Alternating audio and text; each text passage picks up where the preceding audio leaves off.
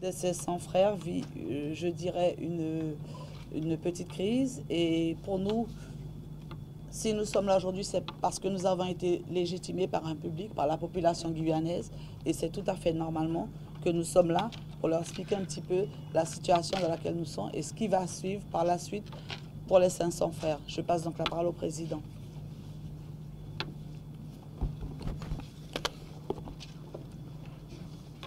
Alors bonsoir, bonjour à tout le monde, nos auditeurs et auditrices. Alors nous allons vous lire notre conférence de presse afin que vous puissiez savoir ce qui se passe aujourd'hui. Donc, conférence de presse.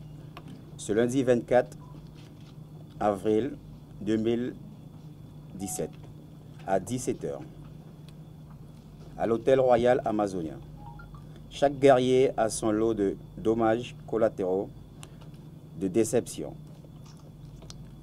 L'État et certaines d'autres auront réussi à avoir raison de notre unité, de nos espoirs, bien au-delà de notre personne, en tant qu'individu de ce projet pour la Guyane. Et c'est bien dommage, mais c'est la vie. Et nous devons avancer. La Guyane a besoin de nous, de tout.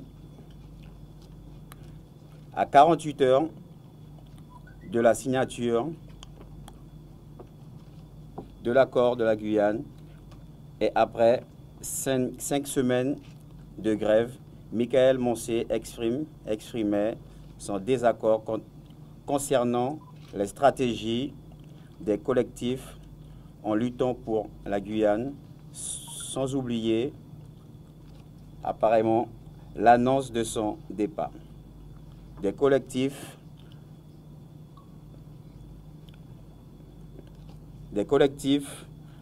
pour la Guyane décollée et les 500 frères contre la délinquance, également les 500 frères contre la délinquance et trop violence, resteront toujours fidèles à eux-mêmes et à l'objectif qu'ils s'étaient fixé dès le départ.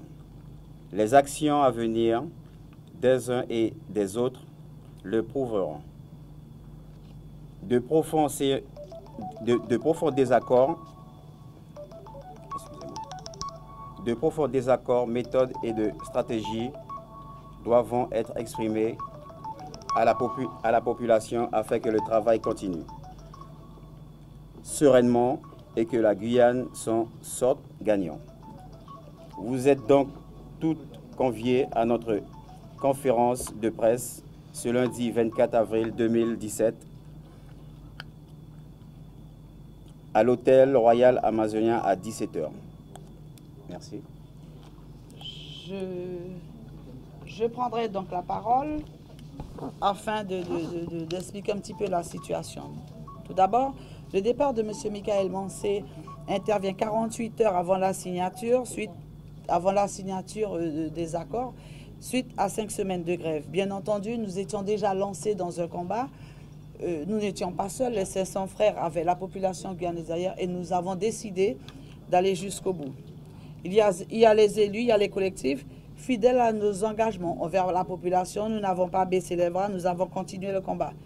Surtout, tout en sachant que les élus ne dictent pas notre conduite. Nous travaillons en partenariat avec les élus, mais nous avons décidé de continuer ce combat. Le sujet de discorde qu'il y a eu entre certains membres du collectif 500 frères a été, je dirais, le barrage. C'est vrai que certains n'étaient pas d'accord que nous puissions renforcer les barrages et changer un petit peu les données, parce qu'au début, c'est vrai qu'il y avait des barrages, mais c'était à certains moments, ils étaient ouverts. Mais pour pouvoir faire avancer les choses et décoller les choses, nous avons décidé de mettre en place la fermeture des barrages et de mettre des 500 frères sur tous les barrages. Bien sûr, ça a été un sujet de discorde entre certains et il y en a qui ont décidé de quitter le mouvement. Ce choix, nous le respectons.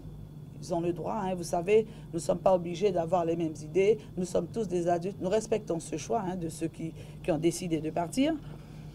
Mais il était indéniable pour nous de faire ce barrage. C'était l'occasion aussi de montrer à la population guyanaise et celle de Kourou ce que subissaient les habitants de Maripasoula, les habitants d'Apatou, ceux qui ne sont pas barrés seulement pendant une période bien précise, mais qui sont en tout cas barrés durant toute l'année parce qu'ils n'ont pas cette possibilité de se déplacer comme ils le souhaitent.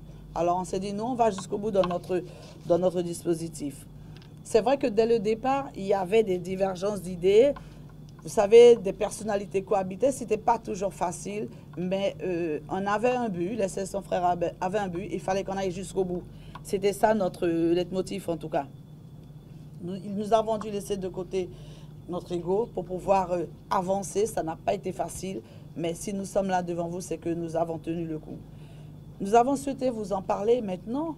Pourquoi? Parce que nous avons passé une phase, il y a eu une phase de combat, une phase où nous étions dans les rues avec la population. Si vous vous en souvenez, lorsque les 500 frères sont sortis, le but c'était d'aider l'État, d'aider la population guyanaise avec tous ces problèmes de délinquance, de braquage qu'il y avait dans la ville de Cayenne. Les 500 frères n'ont pas été montés pour être contre l'État, mais c'était pour amener un plus, les aider afin de trouver des solutions.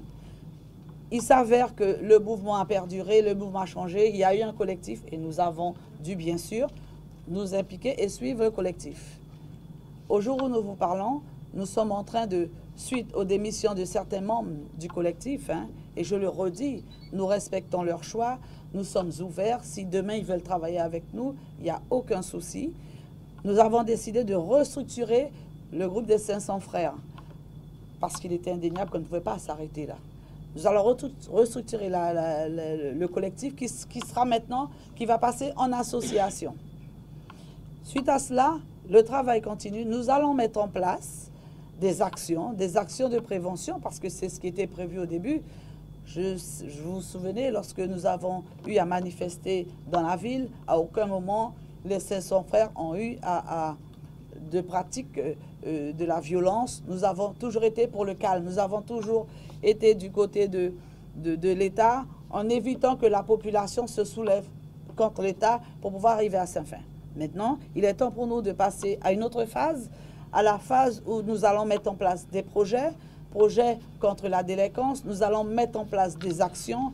Nous allons nous retrouver dans la rue, sur la voie publique, aux abords des écoles, aux abords des lycées, aux abords du marché, mettre en place certaines actions afin de voir comment nous allons en tout cas aider l'État à réduire cette violence, à réduire l'insécurité, afin de permettre à la population guyanaise de vivre dans une ville paisiblement.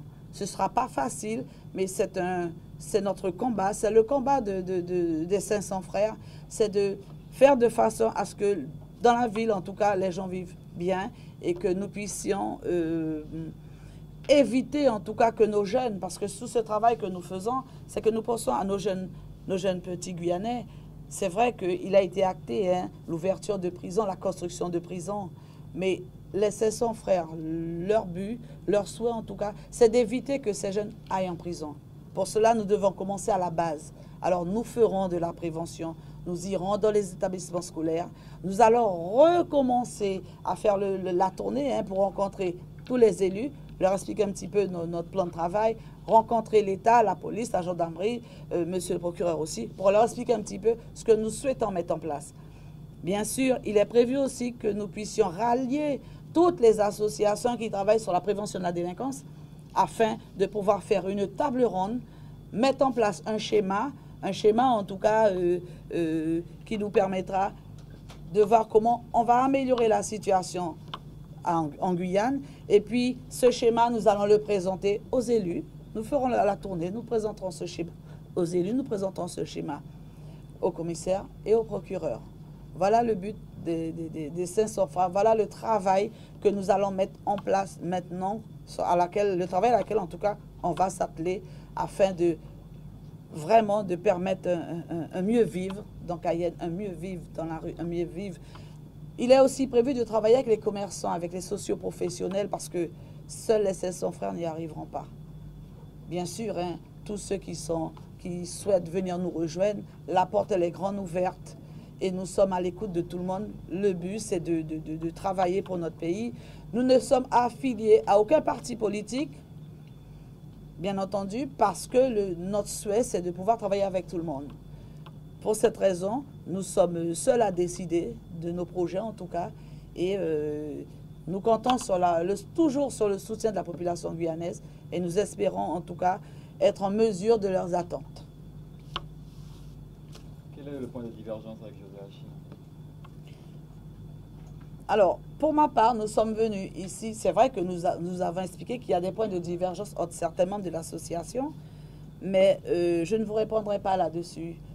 À la rigueur, je dirais, il vaudrait mieux que vous vous rapprochiez de M. José Achille, mais nous, personnellement, il a estimé que la ligne de conduite qui était prévue, ce qu'on avait prévu de faire ne lui convenait pas.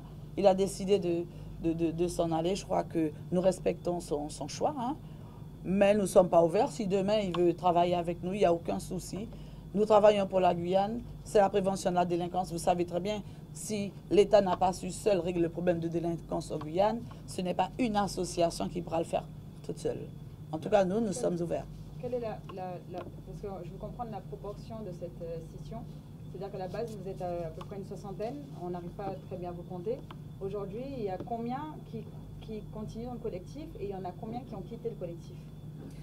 Je ne peux pas vous dire exactement combien ont quitté le collectif, mais nous sommes une centaine dans le collectif.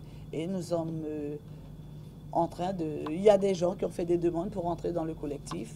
Maintenant, nous prenons le temps de pouvoir permettre aux nouveaux adhérents de rentrer, surtout qu'il est important pour nous qu'ils sachent quelle est notre ligne de conduite, quelle est notre stratégie. Parce que c'est vrai que tout le monde voit les 500 frères, ils sont cagoulés, tout le monde a envie d'y être, mais nous avons quand même une stratégie, nous avons des règles. Et pour cette raison, nous ferons les choses avec le temps. Et par rapport au groupe de départ, il y en a combien à peu près qui ont quitté? 10, 20, 30? Vous ne savez pas estimer encore? Non, je ne peux pas vous dire, je ne sais pas. Je vais revenir sur le fait de Cagoule. Vous dites qu'aujourd'hui le collectif va devenir association. Est-ce que ça veut dire que les 500 frères n'auront plus justement cette cagoule ou ils vont rester toujours t-shirt noir cagoule, sachant que les actions vont être un petit peu différentes, j'ai envie de dire. Est-ce qu'ils vont rester cagoulés ou ça va changer, le fait de devenir une association va changer les choses? Tout à fait, ils resteront cagoulés. Nous n'avons pas l'intention d'enlever la cagoule, en tout cas, parce que la cagoule est a quand même une grande importance. La cagoule, c'est le signe pour nous, permettre de montrer à la population ce que c'est que être braqué lorsqu'on est braqué par quelqu'un de cagoulé. Maintenant, nous voulons envoyer un message pour les braqueurs, pour leur faire savoir qu'ils braquent. Nous sommes cagoulés, mais nous sommes là sur le terrain. Pas pour la violence, mais au contraire pour apaiser les choses, pour changer, en tout cas changer la vie en Guyane en tout cas. Ça va être compatible de pouvoir travailler avec des jeunes tout en restant cagoulés?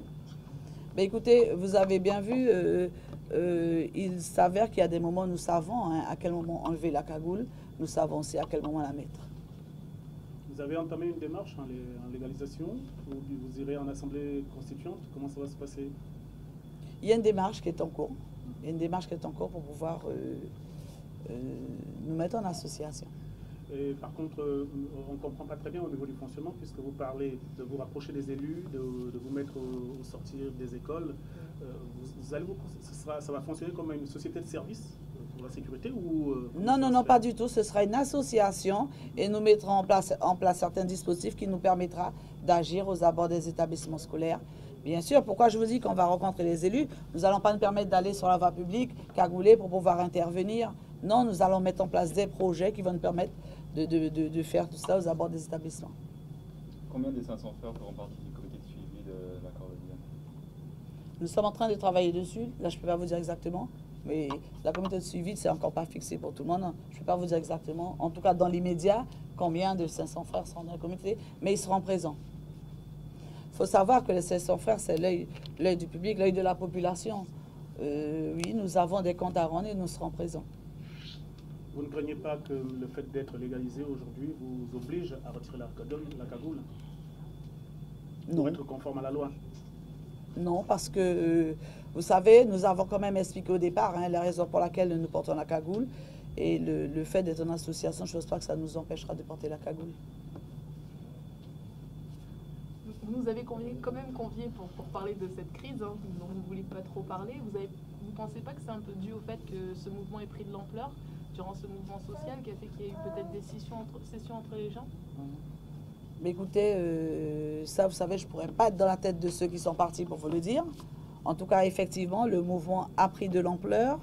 Les 500 frères ont fait un certain travail qui, je pense, a appelé à la population guyanaise. Et peut-être, écoutez, ils se sentaient peut-être pas à leur place ou ils avaient prévu autre chose. En tout cas, je ne pourrais pas vous répondre à leur place. Mais justement, autour de la table, il y a des gens des 500 frères. Peut-être un mot pour nous dire aujourd'hui votre réaction, votre état d'esprit. Je vais laisser la parole à Goudé Olivier, parce que c'est un membre aussi des 700 frères, même s'il fait partie aussi, c'est un président de Trop Violence. Il va peut-être pouvoir vous répondre. Dans cette question, on pourra dire que peut-être effectivement que, vu l'ampleur du mouvement, peut-être qu'il y en a certains qui n'ont pas su rester au niveau local, c'est-à-dire bien se mettre dans la tête que nous sommes là pour l'intérêt général et non un intérêt personnel, et surtout ne pas nous laisser dépasser par la notoriété, puisque effectivement, moi, en ma qualité de président de l'association Trop Violence, je suis devenu à l'image d'une star. Et pourtant, je ne suis pas une star, je suis tout simplement un Guyanais qui défend l'intérêt général. Et effectivement, dans le communiqué, nous pouvons dire que l'État a plus ou moins eu raison de l'esprit de certains, de l'esprit de division. L'État, encore une fois, a su démontrer sa force de persuasion dans la division. Et moi, je condamne aujourd'hui, encore une fois, ce comportement, tout en sachant que nous irons jusqu'au bout. C'est-à-dire, avec les 500 frères, nous avons donc, comme disait Francesca, des projets, notamment sur les addictions, les jeunes qui sont dans, malheureusement, la démarche de transporter les boulettes, les mules. Et donc, ces projets sur Saint-Laurent, dans toutes les communes, nous avons l'intention également de monter effectivement sur Maripasoula, Grand Sentier, Papaïcheton, aller à Kamopi, rencontrer le fleuve, rencontrer les habitants du Haut-Maroni. Donc, nous sommes à cette échelle. Nous restons guyanais. Nous n'avons jamais voulu que cela arrive. En tous les cas, cela est arrivé. On ne peut pas se cacher de dire que effectivement, à 48 heures des signatures, nous avons eu un désistement et cela a porté préjudice à l'engagement que nous nous étions fixés.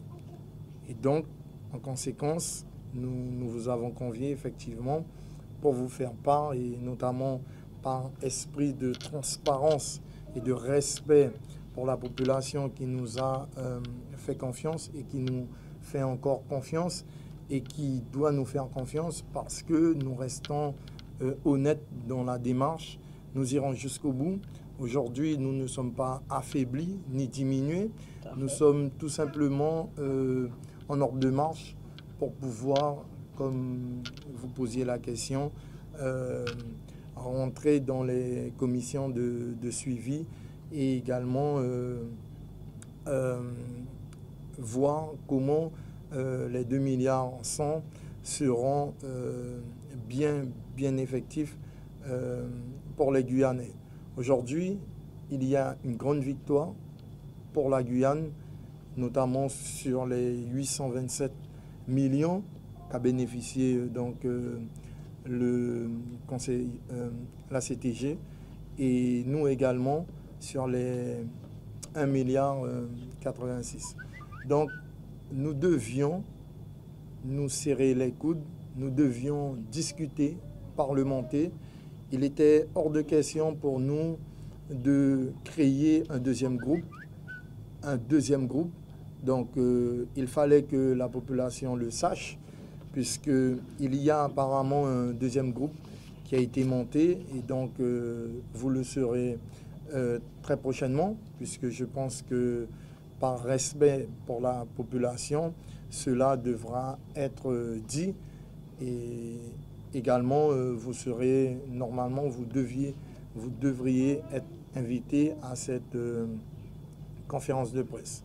Nous avons, pour bien clarifier les choses, nous ne sommes pas dans la division, comme vient de le dire Francesca. Si les autres groupes ou associations ou collectifs veulent travailler avec nous, ça sera bien sûr les bras grands ouverts que nous les accueillerons, puisque nous sommes dans l'esprit d'équipe et l'intérêt général. Nous sommes arrivés trop loin pour aujourd'hui faire cela à la population. Nous laissons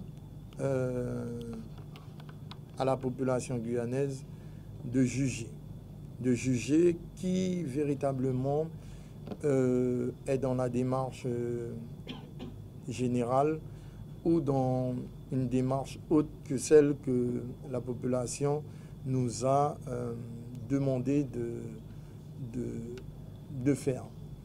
Faire, aujourd'hui, il était pour nous primordial de laisser, de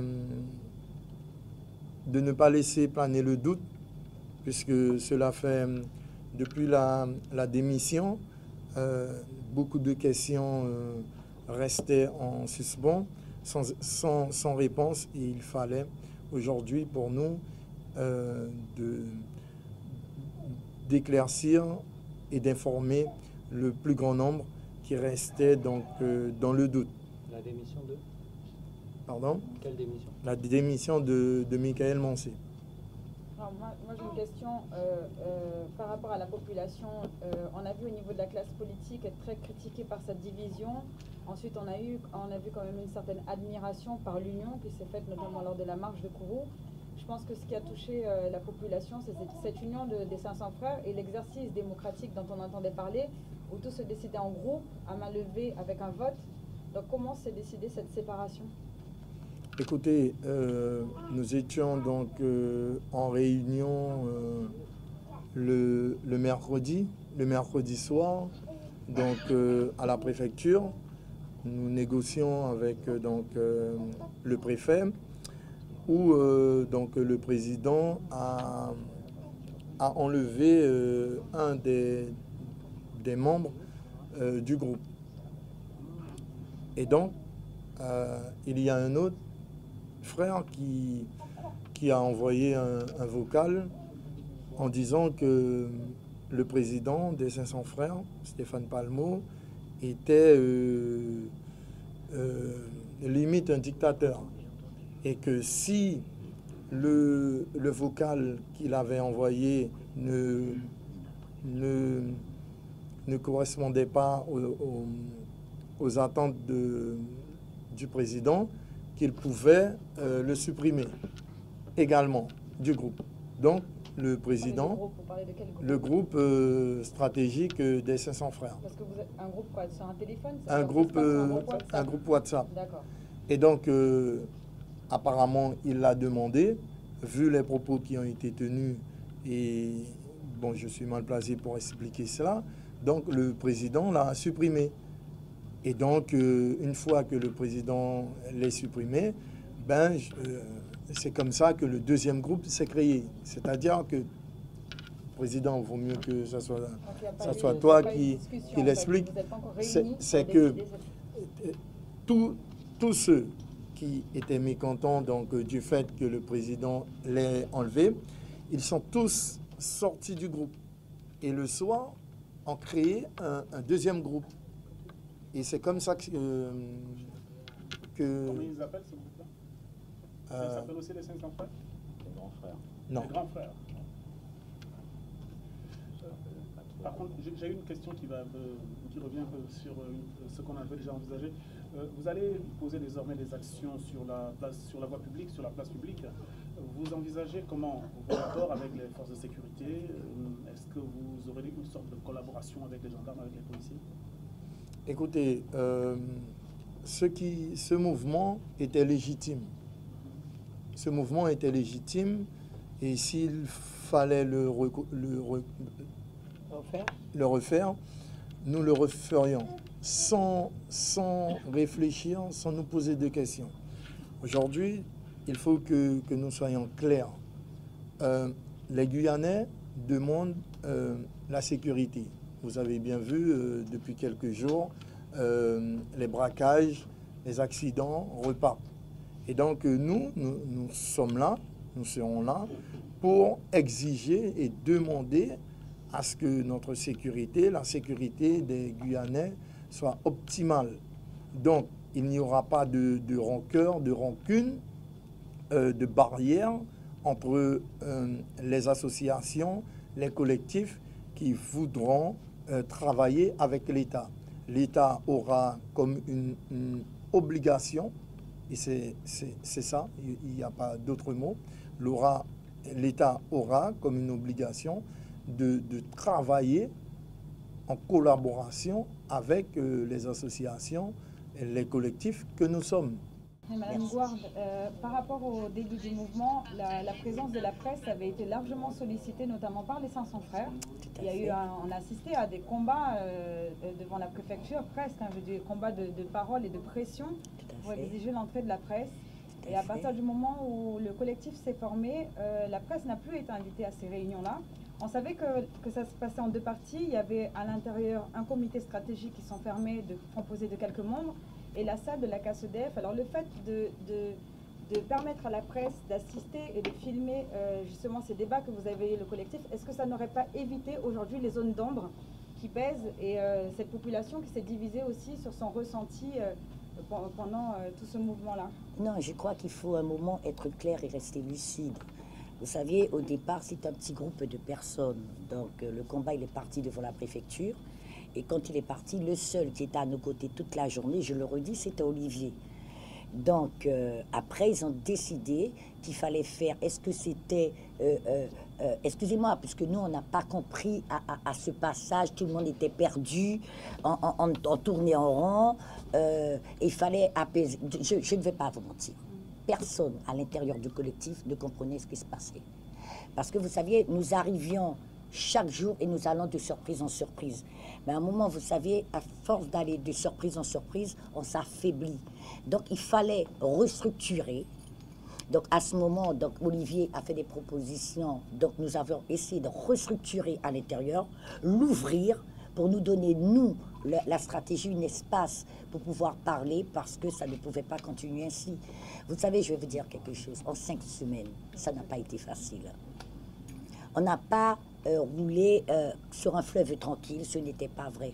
C'était très, très, très mouvementé, mais il fallait tenir parce que la population nous avait donné mandat et nous avions le droit et il exigeait que nous trouvions des réponses sur les points que nous disions que ça ne va pas.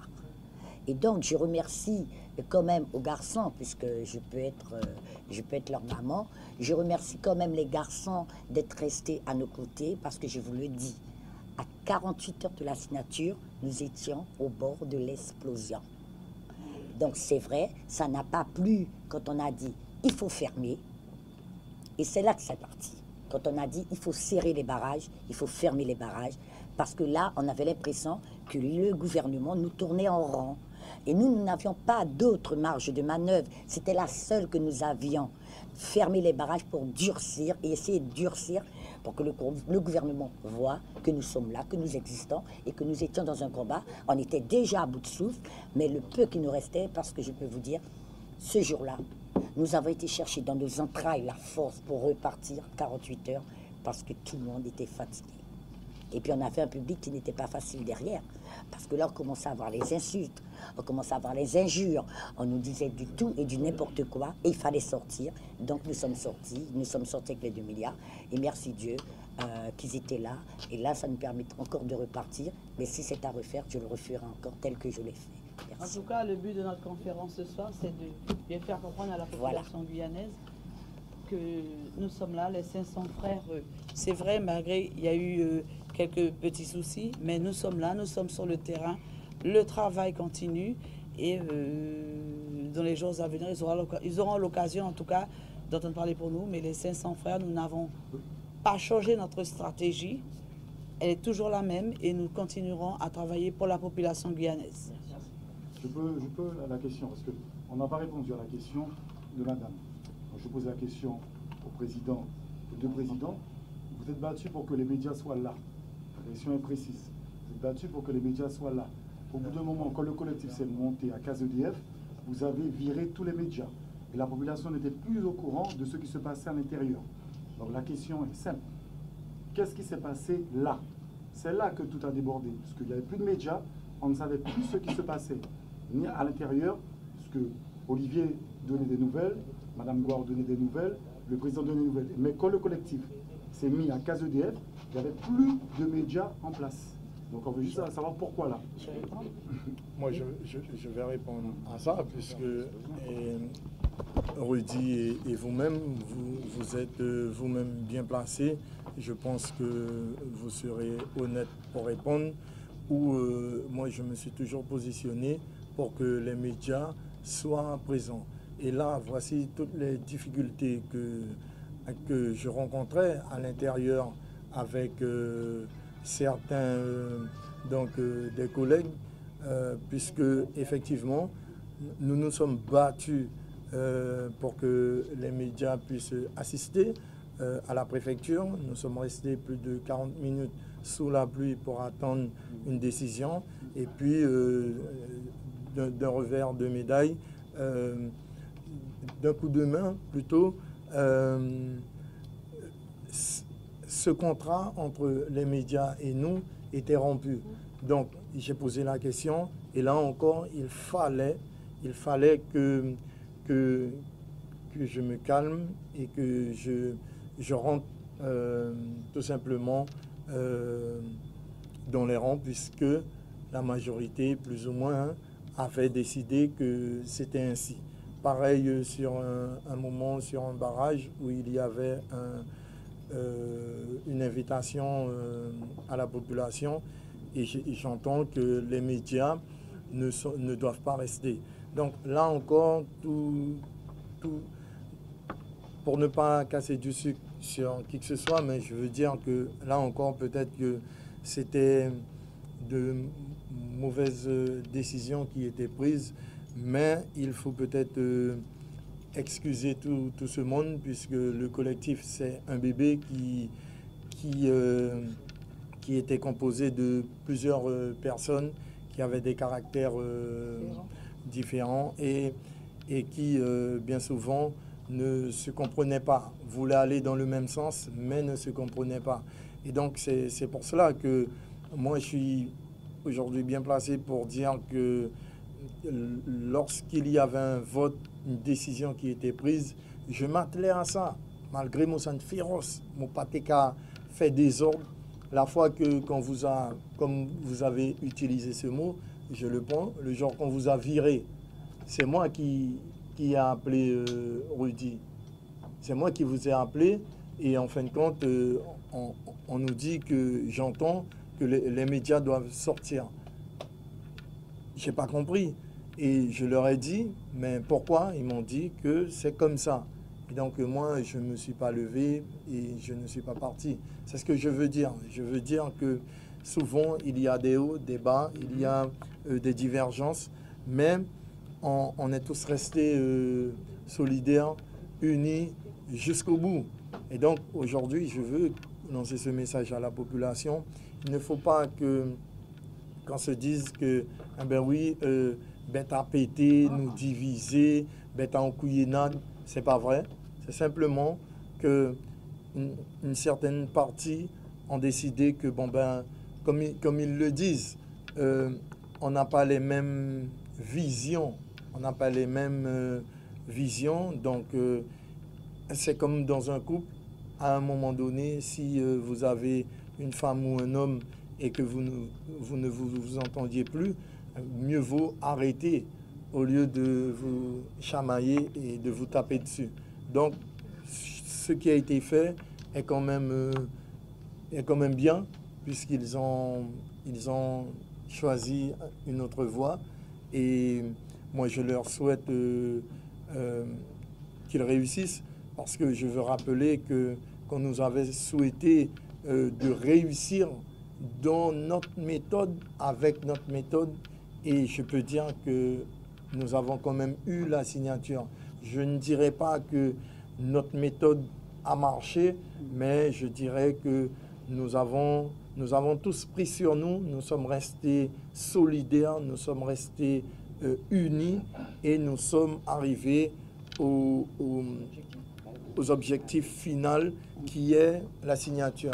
Soit certains aujourd'hui disent que c'est peu, d'autres disent que à couillenade, mais en tous les cas, nous sommes toujours déterminés à aller jusqu'au bout, parce que nous rappelons que ceci n'est pas un exercice, c'est tout simplement un objectif que nous nous sommes fixés, et l'objectif pour nous aujourd'hui, c'est de veiller au grain, de veiller à ce que nos 2 milliards soient pour la Guyane effectif, parce que Francesca le disait, nous, dans le littoral, nous sommes quand même, même si ce matin, le char a défilé devant l'ARS, mais nos frères de Maripasoula, de Grand Sentier, de Papa Ichtan, de Kamopi, eux, on laissera quoi pour eux?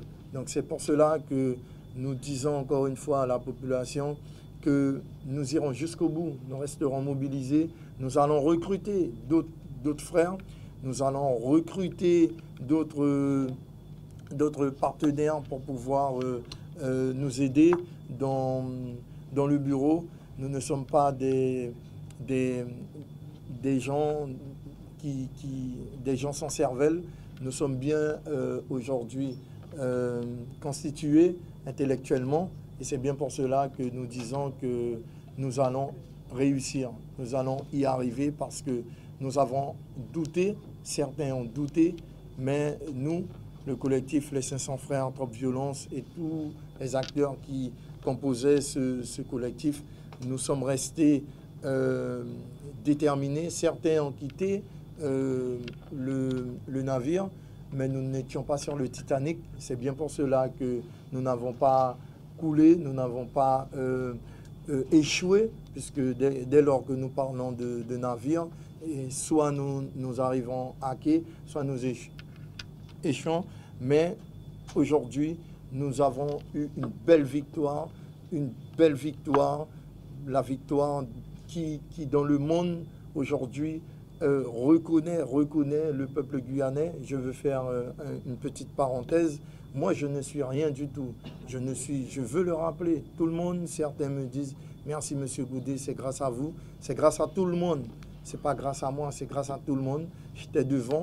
Et ce qui m'a plutôt fait rigoler, c'est de voir Olivier Goudet, le président de l'association Trop Violence et porte-parole des 500 Frères, sur la première page du journal Le Monde, Le Figaro, Le Quotidien.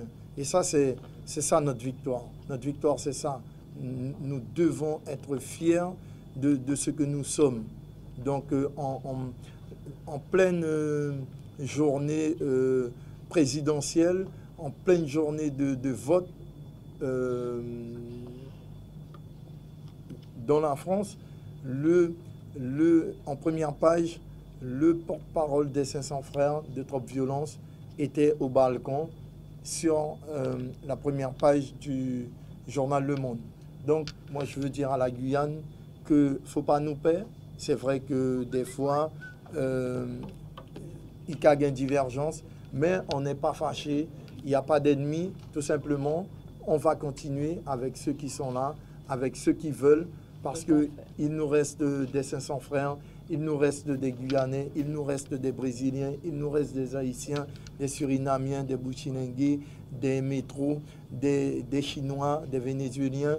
Il nous reste toute cette ethnie qui compose les 500 frères et ils sont là derrière. Nous pas toutes, mais nous sommes bien structurés et nous irons jusqu'au bout. C'est ce que nous voulions dire. Merci. Merci.